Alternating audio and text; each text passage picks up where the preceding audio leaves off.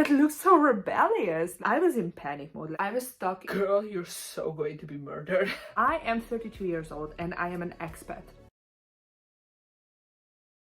It's going to be 6 years on the 18th of January that I live here in Norway. It wasn't just like a spark of the moment decision. It was kind of a conscious decision that actually happened out of luck. I was born and raised in Hungary. This is a very small country. Our capital city is Budapest, not Bucharest. I don't remember that I ever had a problem living in Hungary, other than I just didn't really like it. The first day I've ever even considered Norway as, you know, being out there in the world is when I was 14. It was the last year of elementary school. I was a very weird child. I had these ambivalent feelings toward life itself. I really didn't feel good in my skin. And puberty was just really cruel to me. My depression started on when I was 11 and 12. I didn't really have anything to get deep into it. I didn't have any real hobby. I was drawing here and there, but since I felt like at the time that it was the one thing that people think that I was good at, I just started hating it, even though I was about to start in an art high school. Up until the day, my then best friend and desk mate, she just whipped out a book in the middle of class. It was a normal novel, and I've never seen anybody done that before, especially not in school. She was starting to read during class. I was like, whoa, that looks so rebellious. We were in the front row and I was up for anything rebellious. So I was just looking at her and I saw cover of the book and it mesmerized me. I really want to know what's this book about. She told me that this is about a family that lives in Norway. I was sold. Okay, I would like to try it, and could I try it? And she was just finishing that book that day, so at the end of the school day she just gave that book to me. It was this book. This was the cover that I fell in love with. I went home and I immediately started reading it. I finished it the same day for sure. Before I went to bed, I was done with it. I've never read any books before that, ever, not even school assignment books. So this was something so mind-blowing to me that this is the third book of the whole book series. She brought me the first two and the fourth and the fifth of the fifth and of the series. For the next couple of days we were simultaneously reading under the desk. Nobody really said anything because it was the last couple of weeks of elementary school and nobody cared anymore. The problem was this book series contains 47 books.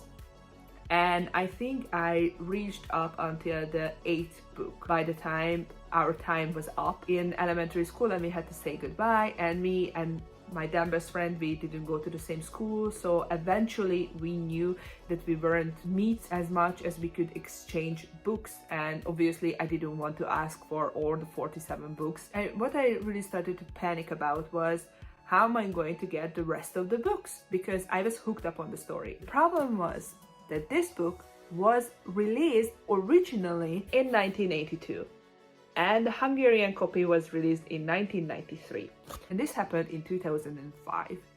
This wasn't even in normal bookshops, just at the time at the newspaper stands you could buy these books. So I was in panic mode. So I went up a Hungarian eBay kind of page. I started looking for these books. I had the biggest luck ever because there were 2 or 3 sellers who had some of the books. I think within half a year I had the full collection and I have them here with me, and it took me altogether 2 years to read the whole book series. First of all, because I had to wait for most of the books to arrive. The other reason was that in between some of the books I fell in depression while I was already in high school, and I just wasn't able to read as much. So initially I finished them, and by the time I fell in love with Norway, the idea of Norway obviously, because these books played in the 700s, 1800s, so that Norway is wildly differently from the Norway that I know. Either way, the feeling about Norway was that I want to live here. at some point of my life. But this was something like a very distant dream of mine. If anybody was asking me that which one is the country which you would really like to visit, I would say Norway. I never had the chance, and nobody really wanted to come here because everybody in my family was thinking that it's really cold here. We're city girls. We don't like forest and stuff like that, and I'm still like that. Many things happened in the next 10 years that absolutely were formative to my life. All of those things just made me more and more sure about the feeling that I had that I just need to leave Hungary. That Hungary is not a good place for me. When the possibility came, I took it. My sister started to work in London in 2014. I started to think about that. How about if I, join her there? Pitched the idea for her, and she was like, yeah, sure, come, try yourself. Back then, my English was not very good. I was good in writing and I was good at reading. I was really good at understanding English. Since I didn't really have any opportunity to practice it, my speaking English was really bad. My initial goal was to go to London and learn speaking English. The best and easiest job you can do if you go abroad is to become an au pair. To me, it was an absolutely bad idea because back then I didn't know how to take care of a child at all. I was really lucky to find this family. They weren't taking it very seriously. I mean, we didn't even write a contract. And for like 6 months, I was their au pair. All in all, we had a really good relationship, and they were a really big help for me to learn speaking English because I didn't have any other choice. Because they were from Australia and they didn't speak any Hungarian at all, or any other languages, by the way. And that's why for many years after I left their place, I was still speaking with a weird Australian accent, like mixed with British accent, on top of the American accent that I learned from movies. So it was a very ugly mix. To this day, very grateful for them to give me the amazing opportunity to stay in London, Richmond, which is the best place to stay in all London, other than the Buckingham Palace, I guess. And they were so warm and welcoming to me. It had a little bit of a bitter end because we kind of had a mutual agreement that it wasn't working for either for them or either for me. And it sadly resulted in that I had to leave London because verbal contract ended just 2 weeks before my Christmas holidays, and I was supposed to come back to them, but since they decided that I'm going back home anyways, maybe it's just better if I'm not coming back. And I didn't have enough time to get myself another job. I just had to stay home in Hungary, and that was awful. I was crying on the plane, but I ended up having one of the most fruitful and blossom time of my life, because all of this knowledge that I gathered, and it's just me learning how to speak in English, me learning how to live on my own. I've learned a lot there. But the problem was that going back to Hungary, I couldn't really utilize any of those knowledge. I moved back to my home city. I was living with my mom. I didn't have an opportunity anymore to go back to London. My sister was leaving London as well. I was stuck in Hungary for about a year. I moved up to my sister's apartment in Budapest. I was working in a clothes shop, which was a no-brainer. It was more like, a zombie job. It was 12 hours a day, at least 5 days a week. I didn't have time to breathe. So I was slowly getting very depressed again. And then one of my colleagues were like, you've been single for a while, right? And she was right. I was single for 2-3 years at that time, and I absolutely didn't feel like that I should change that at all.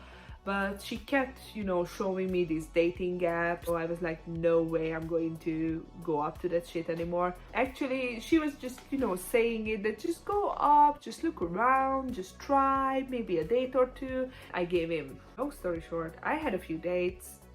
They were awful. It's just not good. I don't want to live here. Okay, how about if I look around on this dating app in another country? So I started looking in Scandinavian countries. I deliberately left Norway to the last. I just didn't want to ruin it for myself. I really wanted to wait, and I went and looked on Norway.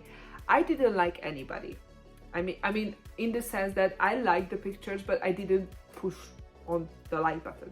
So I was just looking at their profiles, but obviously you can see who was looking at your profile and started chatting with me, and they were really nice. But at the time I was 2,000 kilometers away from them, so it's kind of like appalling that how would it work. I was just okay with talking to some nice guys, and I wasn't really like, oh my god, I have to catch myself a Norwegian guy. It wasn't like that at all.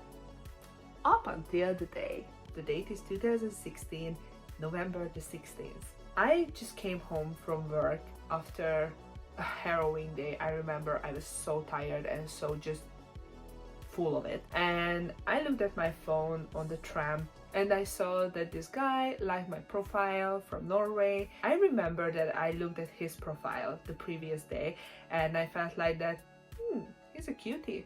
But as I said, I never liked any of these people's profiles. I liked it back. He immediately sent me a message and it felt so much different than any other time when a person messaged me. It didn't feel awkward. It didn't feel like, you know, okay, then let's talk about the weather or something. We immediately clicked like two pieces of Legos or something. It was really easy to talk to him. For the next 2 weeks, we were constantly talking, like hours upon hours. I just really felt connected, and he did too. So the idea of me visiting him came up like about 2 weeks after we started talking. Initially, he wanted to come to visit me. How keen are you on visiting Hungary? And he was like, it's okay, I would like to visit you. And I was like, okay, but I would like to really visit Norway. Is it okay if I go and visit you instead? And he was like, sure, if you want to go and let's do that. I had some off days a couple of days later. Then I went to see him.